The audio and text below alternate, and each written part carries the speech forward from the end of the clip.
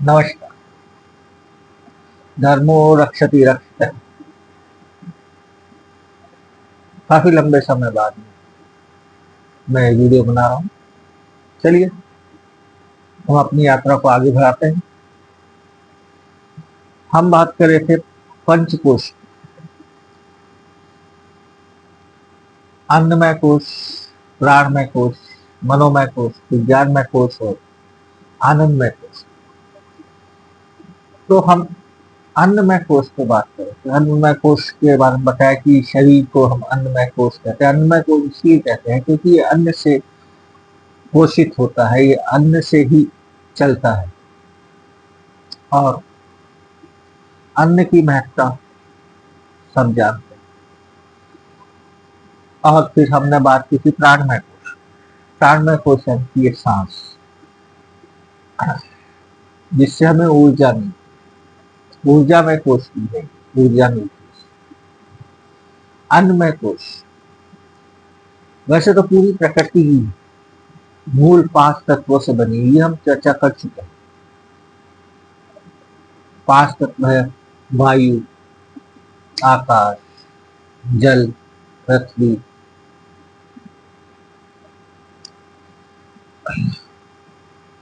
तो 5 तत्व पंचकोश। चलो लगे हाथों हम सप्त धातु की बात करते हैं। हमारे मुख्य रूप से ये शरीर के अंदर सप्त धातु का भी वर्णन आता है। शरीर जो बना है हमारा वो 7 धातुओं से बना है। एक है रक्त धातु, रस, रक्त, मांस, मेधा, अस्थि, मज्जा और शुक्र। शुक्र धातु, ये 7 धातु होते हैं जिनसे मुख्य रूप से इस शरीर को बना है। वैसे तो पूरी प्रकृति ही पंचकोश का ही मिश्रण है। अगर पंचकोश में से कोई भी बैलेंस अनबैलेंस हो जाए, यानी कि किसी की मात्रा घट जाए या बढ़ जाए, तो हमारा शरीर अस्वस्थ हो जाता है।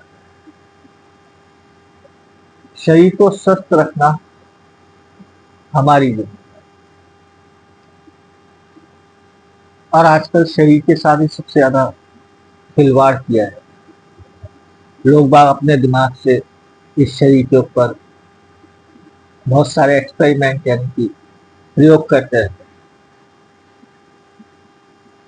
और उसके परिणाम अच्छे भी हो सकते हैं अगर आपको पूर्ण ज्ञान,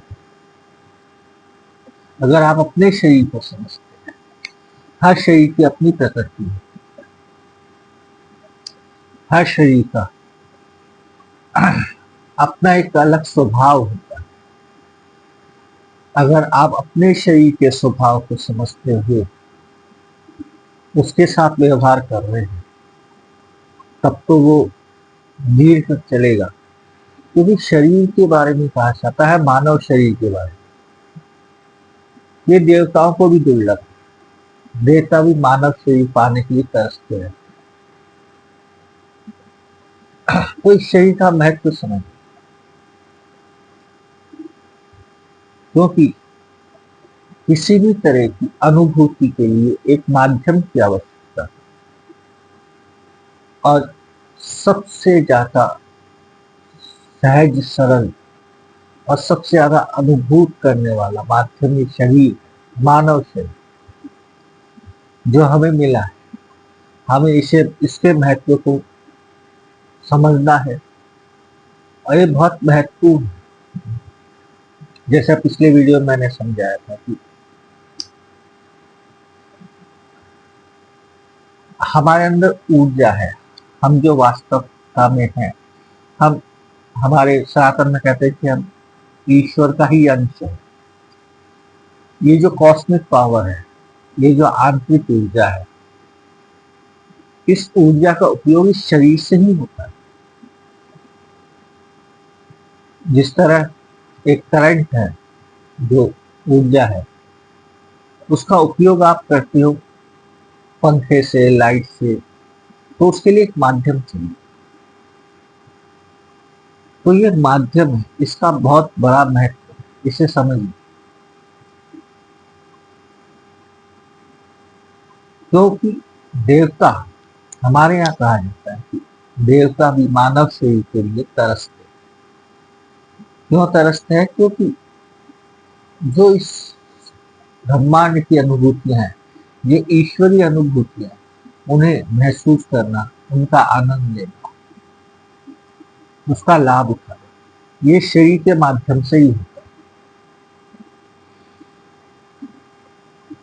तो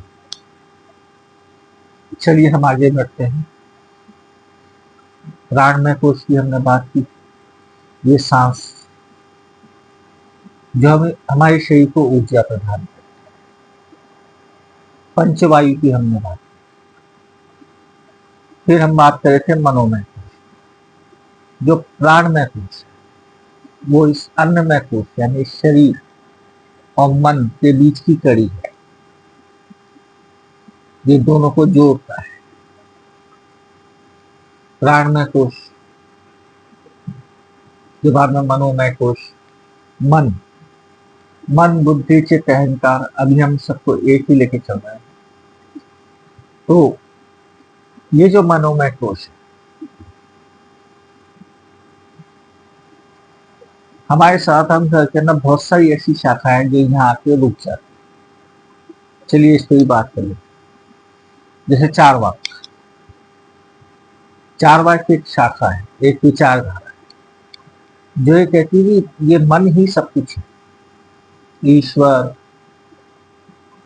और पुनर्जन्म, वो वेदों को नहीं मानते। वो कहते हैं जो है ये है, अभी है, इसका आनंद लो। वो नहीं मानते कि मरेंगे, मरने के बाद में दूसरा जन्म होगा, कर्म, ये वो कहते हैं प्रेजेंट। उनका बड़े फेमस कुछ सिद्धांत है, उसमें से एक बड़ा ही फेमस है कि यावत जीवे सुखम जीवे ऋणम तत्वागतम जीवे। कहने का अर्थ है कि वो एक मानते हैं कि जब तक जियो सुख से,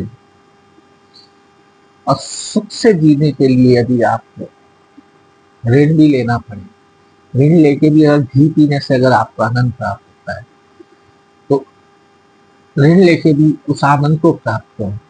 क्योंकि ना जन्म होता है ना मृत्यु होता है, जो कुछ है वो ये है, वो प्रेजेंट में जीने। तो ये भी एक सिद्धांत है हमारे सनातन का।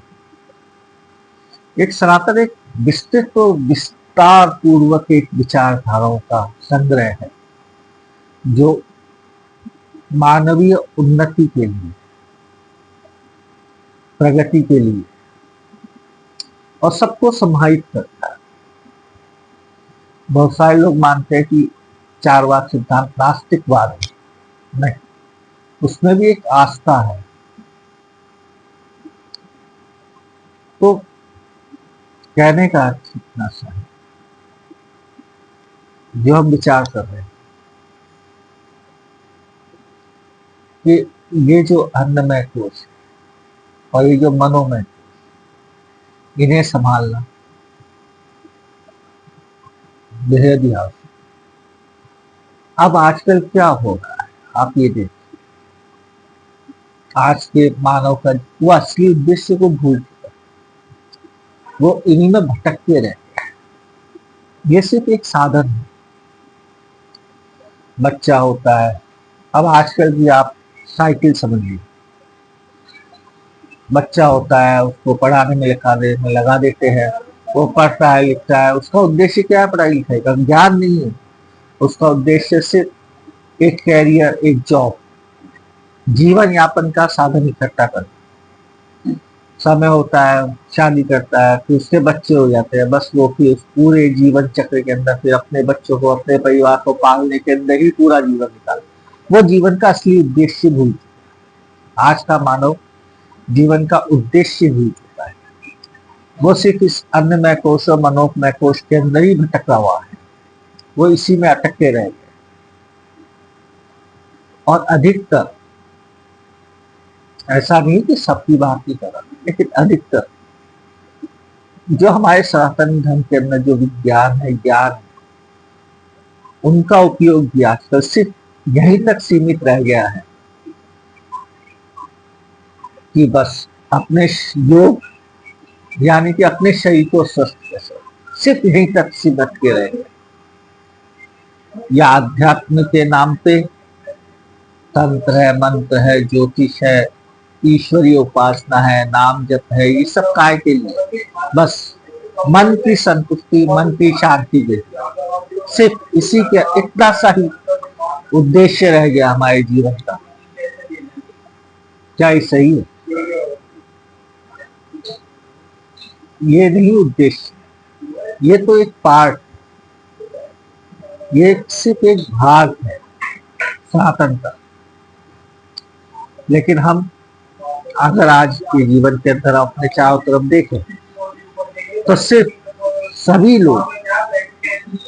लोग सिर्फ इसी चीज के अंदर अटक के रह गए, शरीर और मन, बस इन्हीं को संतुष्ट करने के अंदर भोग विलास, अपनी जरूरतों को, वो भी सिर्फ शरीर की और मन की जरूरतों को पूरा करने के अंदर। इससे आगे हम बढ़ ही नहीं पाए। चलिए, समय हो रहा है तो हम अपनी इस वीडियो को यही समाप्त करते हैं। अगली वीडियो के अंदर हम आगे चर्चा करेंगे। तब तक के लिए नमस्कार।